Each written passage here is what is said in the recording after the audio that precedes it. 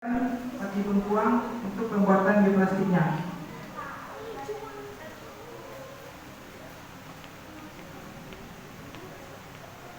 Kemudian ketika tadi Pak Robert sudah menjelaskan tentang SEM, ketika pati itu kita lihat morfologi permukaannya dengan SEM seperti gambar yang terlihat pada sebelah kanan. Dia bentuk butiran-butiran pati. Nah, inilah bahan baku awal pembuatan dari bioplastiknya. Next.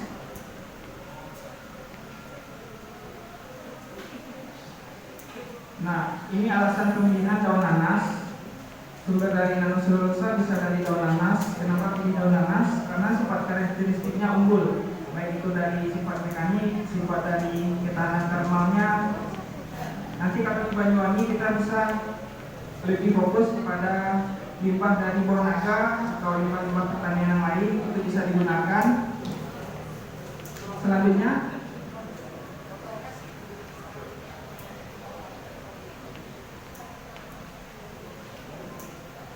gambar sebelah kanan adalah gambar dari bioplastik dari pati bengkuangnya. Itu dalam bentuk film. Nantinya ketika menggunakan metode blow injection molding, itu bisa seperti kantong plastik.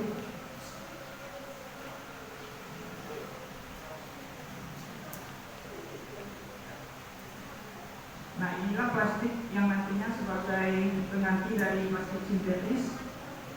Dengan metode dan modifikasi kita bisa bentuk sedemikian sesuai dengan kegunaannya. Selanjutnya,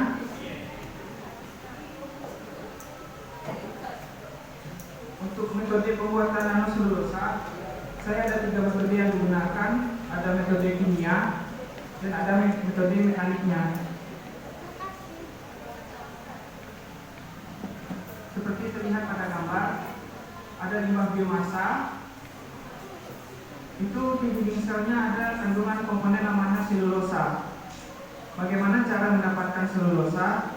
Itu kita ekstraksi dari seratnya dengan perlakuan alkalisasi, bleaching. Mungkin teman-teman mahasiswa yang dari teknik kimia sudah belajar polimer ya, ekstraksi sehingga mendapatkan selulosa murni. Selulosa murni yang didapatkan dari ekstraksi itu ukurannya masih skala mikro. Kemudian kenapa ini kita mendapatkan nano? Karena ketika plastik itu kita tambahkan penguatnya berupa nanoselulosa, akan meningkatkan sifat-sifat karakteristik dari dalam pati murni.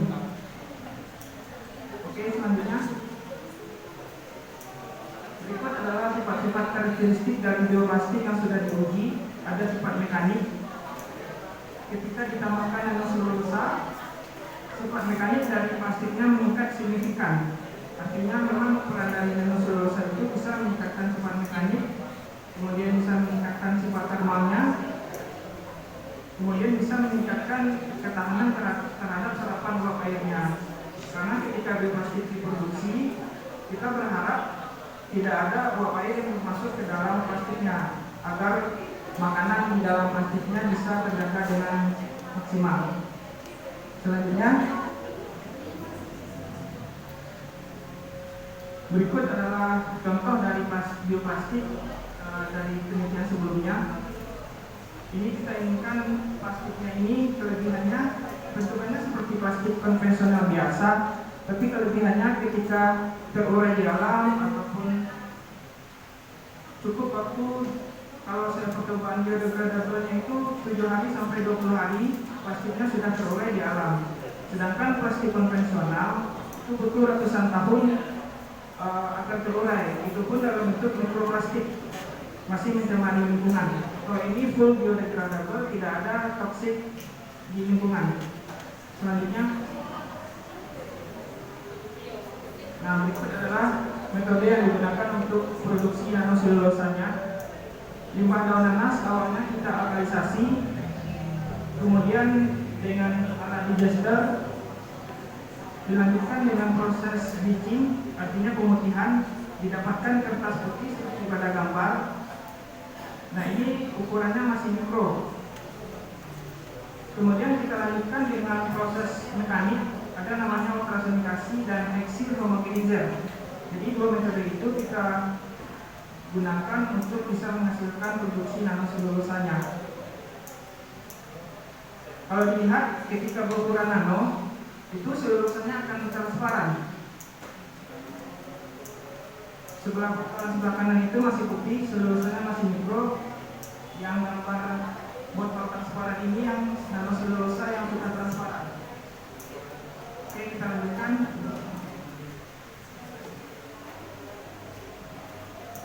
Next, ini metode pembuatan partinya. Kita rehat sejenak karena azan kan. Rehat sejenak, Bapak Ibu mendengarkan azan. Nanti kita lanjutkan lagi.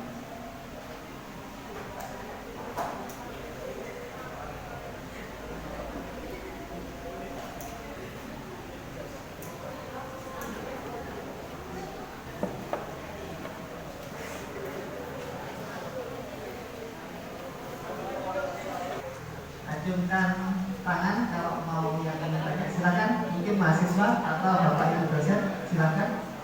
3 penanya dulu, monggo.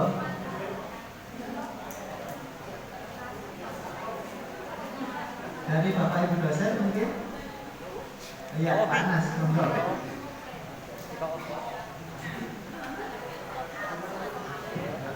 Assalamualaikum warahmatullahi wabarakatuh.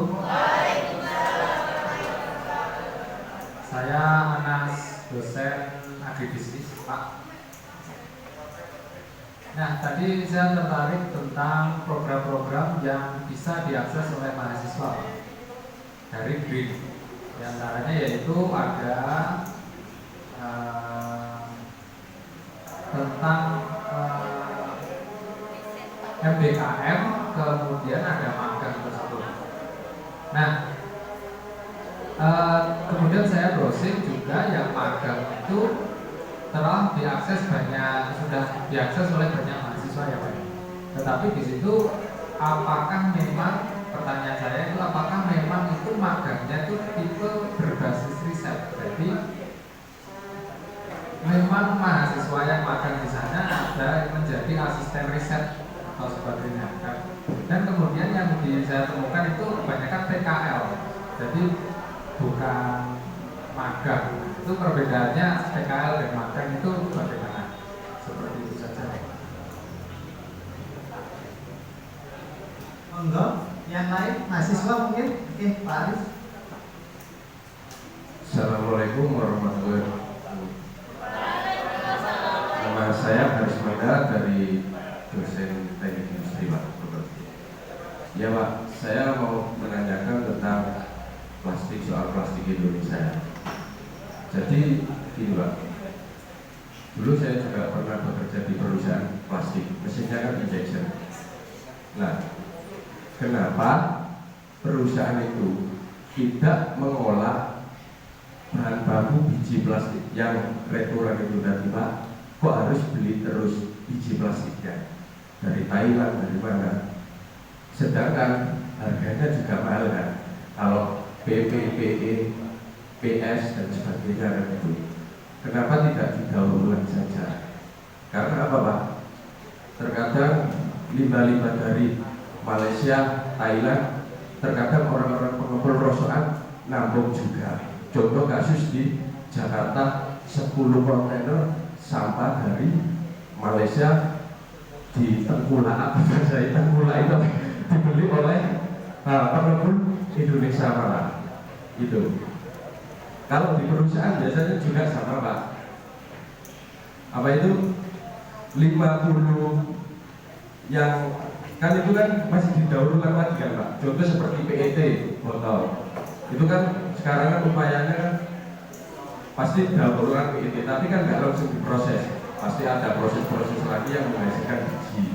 Kenapa nggak seperti itu saja? Kok harus beli-beli biji terus dari Thailand dan sebagainya? Karena kan kalau ngomong plastik itu PR lama gitu. Jadi mungkin itu Pak yang bisa saya tanyakan. Terima kasih ya. Assalamualaikum warahmatullahi wabarakatuh. Mungkin satu lagi dari mahasiswa.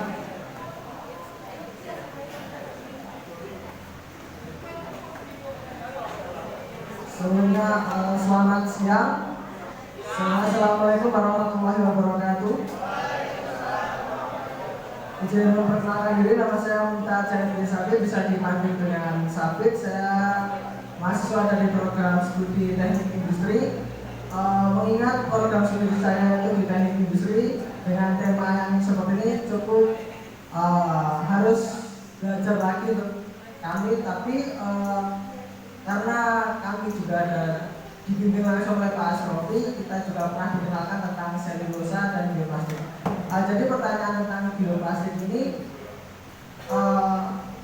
lebih kenapa bioplastik itu sulit untuk dikembangkan, daya saingnya masih sulit dikembangkan dari plastik-plastik yang lain, maksudnya yang sifatnya sintetis. Mengingat kalau kita lihat bioplastik itu terbuat dari pati kan mungkin prosesnya cukup panjang, apalagi kalau kita gunakan pati bengkoang dan pati beras, itu kan justru bukan sebuah hal yang diutamakan, karena beras mungkin diutamakan untuk makanan kebutuhan sehari-hari. Tapi kalau bengkoang itu hanya 8% ada patinya baru dijadikan plastik. Nah, itu pertanyaan pertama saya tentang bioplastik, kenapa daya mahal sekali biaya produksinya dan sulit untuk dikembangkan.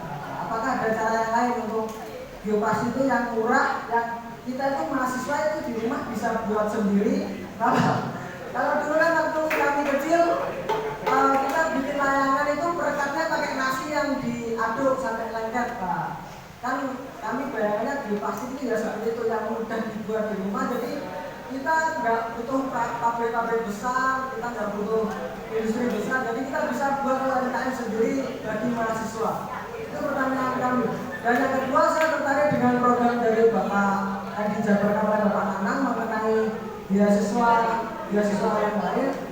Yang pertama tentang riset, saya punya 2 judul PKN tentang selulosa, tentang bioplastik. Nah, apakah bisa diajukan? Kalau memang kadang kita mengajukan itu di sana nggak tahu apakah dilihat atau diproses, nah kita kan nggak pernah tahu. Saya mengajukan proposal ke beberapa pemerintahan, itu sudah ada 3-4 kali tentang kewirausahaan, nggak pernah sampai. Proposal tentang beasiswa itu kita juga nggak pernah dapat 4-5 kali. Nah itu yang jadi pertanyaan kita, karena mengingat kita kampus kecil, mama kita juga belum terkenal sekali. Kita tidak bisa disandingkan dengan kampus-kampus yang besar. Yang saya pahami dari Pak Nanang tadi, kita bekerja sama dengan universitas swasta di pelosok-pelosok itu memang bagus lah. Namun ketika kita daftar, apakah di sana nama kita itu dilihat atau diproses? Tadi kan Pak Nanang bilang daftar dulu nanti baru dipanen. Nah itu yang jadi pertanyaan kami itu, apakah nanti takutnya ini sepeda itu apa, nggak dikasih jatah ya. Itu, jadi kalau masalah pendanaan riset, 2 proposal yang malam bisa kita dapat jatah 2 proposal saya jualkan nanti malam besok jadi. Dan itu beasiswa lah. Cara ini kalau tadi ada tentang beasiswa S2, S3, S1, nah cara mengaksesnya itu lah yang kita ingin pertanyakan. Nah, bagaimana cara aksesnya dan lain sebagainya. Terima kasih. Assalamualaikum warahmatullahi wabarakatuh.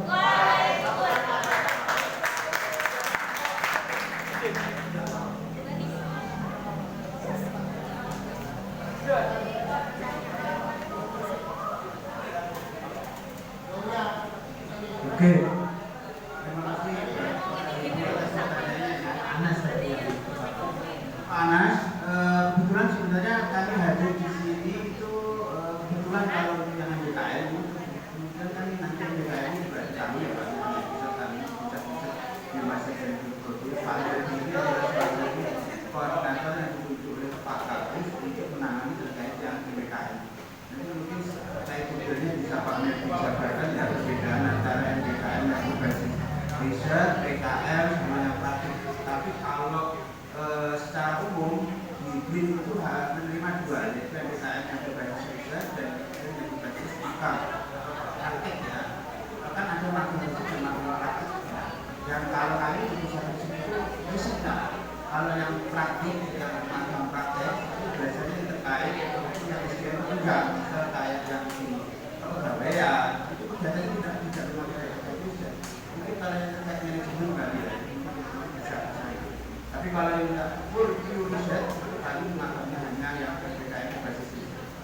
Terus kemudian kalau yang terkait pertanyaan tadi terkait yang terakhir dari adik Sabit ya, dari industri mungkin hanya bimbingnya Mas Rofi, nanti bisa saja ditindaklanjuti ya Mas Rofi terkait riset asisten, karena seperti saya sampaikan kemarin ini nyari riset asisten itu tidak apa kalau memang sama adik Sabit bisa tidak ada sebab apa ya, bisa dibuat lagi sebagai bentuk kolaborasi kita antara ITB dengan visi-visi biomasa.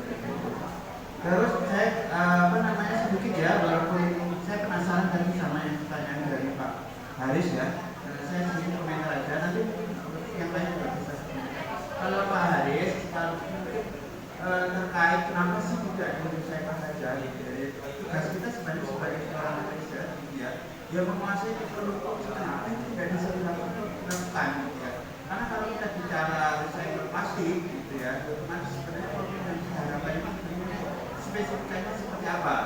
Permasalahan kalau menggunakan recycle plastik untuk injection molding itu biasanya energinya nanti akan berubah pasti itu. Nah, teknologi yang kita harapkan bagaimana cara membuat supaya energinya itu tidak berubah. Kalau teknologi injection kan di atas itu ya. Nah, itu yang harus kita buat. Bagaimana caranya supaya dia tidak drop. Gitu ya, pasti kita bagaimana teknologi ini contoh bagaimana supaya dia tidak menjadi plastik yang terdegenerasi. Kita bagaimana membuat supaya polimernya itu tetap rantainya panjang supaya ya tadi dia tidak menjadi potong-potong itu sehingga energinya turun. Itu salah satu contoh aja ya Pak ya, bagaimana sih sebenarnya teknologi itu harus kita kuasai pada suatu titik tertentu sehingga permasalahan-permasalahan yang dihadapi pada saat dia dimanfaatkan itu tidak terjadi gitu. Teknologinya sebenarnya di situ ya kita kuasai. Itu ya, yang mungkin saya agak pengen menjawab itu.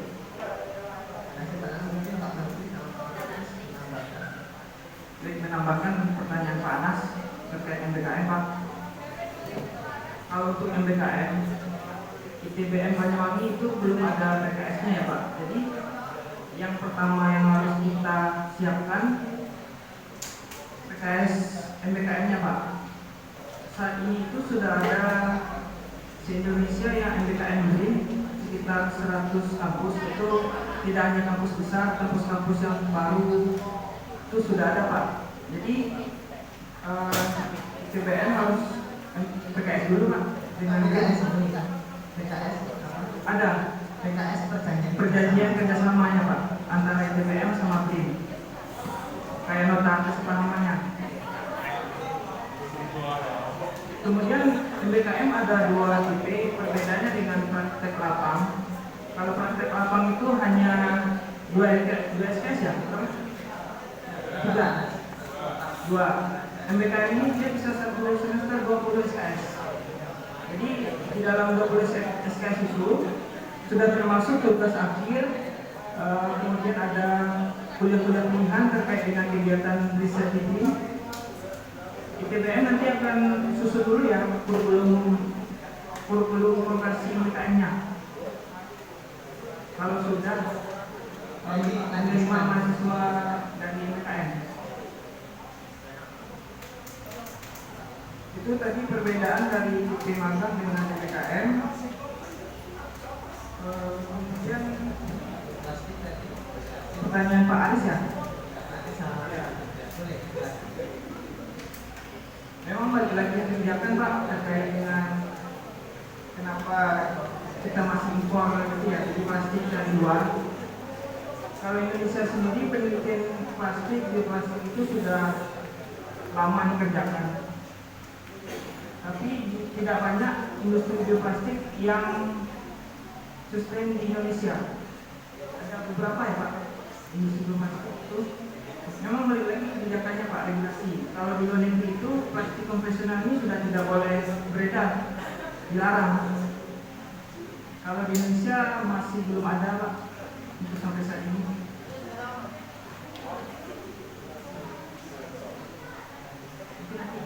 Ini ya untuk mahasiswa tadi Haris Sabit.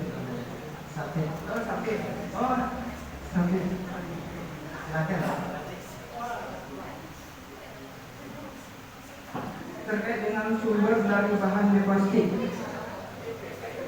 Kalau saat ini Indonesia itu bioplastik yang sudah dikembangkan bahannya itu tidak bersaing dengan pangan. Artinya kita menggunakan bahan-bahan khusus pembuatan bioplastik, misalkan singkong itu singkong industri, bukan singkong yang kita konsumsi. Ya, kalau untuk tadi proposal kita di BIN membuka kesempatan sangat lebar sekali untuk riset nanoselulosa, bioplastik, apalagi di pusat riset biomasa bioproduk ada kelompok riset nanoselulosa yang ketuanya Pak Ucin, kemudian ada kelompok riset polisakarida, pembuatan bioplastik juga ada. Jadi silakan kalau ada proposal itu diajukan bisa melalui Pak Asrofi, nanti kita komunikasikan untuk kegiatannya. Itu ada program yang bisa di-apply, ada namanya bantuan riset talenta untuk mahasiswa. Jadi mahasiswa yang diberikan bantuan uang kuliah tugas akhir. Jadi bisa penelitian risetnya di BRIN, uang kuliahnya dibantu oleh BRIN. Kemudian ada lagi namanya RE, Research Assistant, yang sudah dijelaskan oleh Pak Nanang tadi. Itu silakan jika bergabung kita dengan terbuka menerimanya. Demikian dulu Pak Asrofi, silakan. Terima kasih ya. Tapi lebih detail nanti bisa dibuka di website apa? Manajemen talenta BRIN. Ketik saja di Google. Manajemen talenta BRIN itu ada semua. Untuk sebenarnya masalah biji plastik, saya pernah dikontak salah satu perusahaan. Tapi berhubung saya masih belum aktif, jadi saya tidak lanjutin komunikasi dengan mereka. Mungkin kalau saya sudah masuk BRIN, bisa jadi saya akan telusuri lagi. Jadi permasalahan mereka kenapa pakai daur ulang? Ketika mereka memproduksi botol kembali dengan daur ulang, mereka ada hot spots. Jadi ada kayak black spots di permukaan botolnya atau di kemasan yang mereka produksi. Dan itu defect bagi mereka. Dan itu tentunya memiliki sifat properties yang berbeda. Mereka nggak mau itu, makanya mereka membeli biji plastik pure.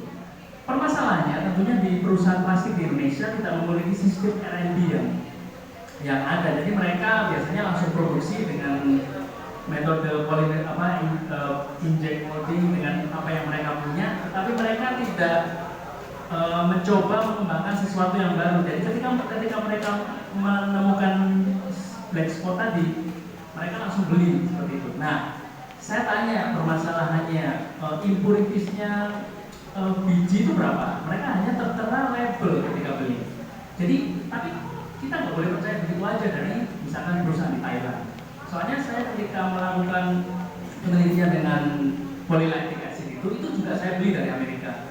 Tetapi impuritiesnya atau ketidakmurniannya itu beda. Nah, di situ makanya kita harus melakukan penelitian tersendiri. Misalkan ketika kita melakukan daur ulang, kita cek propertiesnya. Misalkan mechanical performance-nya sama nggak dengan biji yang plastik. Terus kemurniannya sama nggak ketika mereka beli. Itu dibandingkan dulu apa yang menyebabkan perbedaan. Nah itu baru nanti ada solusinya. Itu kemungkinan Pak Aris. Nanti bisa. Terus yang tadi kenapa kita nggak pakai selulosa untuk plastik packaging, tas kresek atau karena sampai saat ini juga material selulosa mungkin belum bisa mengalahkan sintetik plastik dari segi elastisitas, durability, ketahanannya, kekuatannya. Itu PR tentunya bagi polymer scientist. Tapi polymer scientist ketika dulu menciptakan plastik itu nggak mikir kalau ada masalah di tahun 2022 dan seterusnya itu sampah nimbun di mana-mana. Pokoknya mereka menciptakan material yang kuat, elastis, stabil, nggak hancur ya jadi plastik itu. Tapi semoga kedepannya dengan adanya seperti pusat kerjasama biomasa seperti ini kita bisa mengembangkan plastik-plastik dari lignin. Dan kembali lagi saya setuju dengan Pak Melvi tadi, kebijakan pemerintah udah ngeluarin kebijakan misalkan di Indomaret harus di stop kantong plastik, tapi muncul lagi akhirnya ya semakin banyak tuh selokan, sungai, got dan segala macam kayak gitu.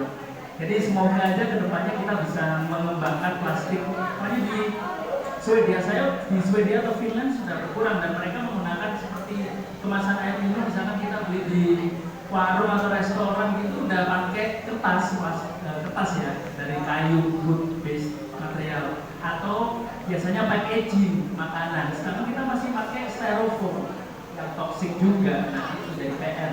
Semoga saja depannya kita menjadi bisa lebih baik dengan produk-produk yang terima kasih. Oke, terima kasih atas jawaban dan paparannya Pak Nathan, Pak Melvin, dan Pak Albertus. Semoga bermanfaat bagi kita semua. Mengingat waktu sudah menunjukkan pukul 11.50, waktunya istirahat dan sholat serta makan.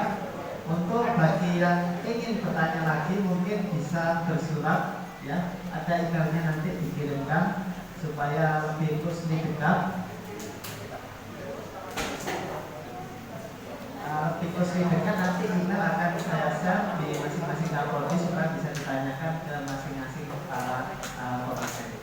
Demikian, mungkin sebelum diakhiri ada sesi penyerahan cindera mata sebagai kenang-kenangan tim BRIN pernah berkunjung di ITDF Banyuwangi.